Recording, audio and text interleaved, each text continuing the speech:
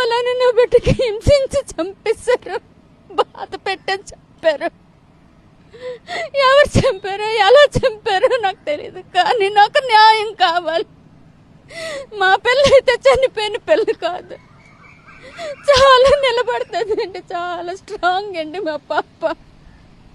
నా కూతురికి ఎంత ఇబ్బంది పెట్టి ఎంత నరకయాతన పెట్టి చంపారో నాకు తెలియదు, కానీ న్యాయం చేయండి. మేము స్టేషన్కి కంప్లైంట్ ఇచ్చాము. బాధపడకండి, కానీ మామూలుగా మీ పాప ఎట్లా ఉంటుంది? ఇప్పుడు వాళ్ళ నాన్నగారు ఈ మధ్య చనిపోయారు అన్నారు కదా, ఇంతకుముందు ఎక్కడ ఉండేవారు? ఎలా ఉంటుంది మీ పాప మీతోనే? మాతో నాకు అమ్మలా చూసుకుంటుందండి మా పాప.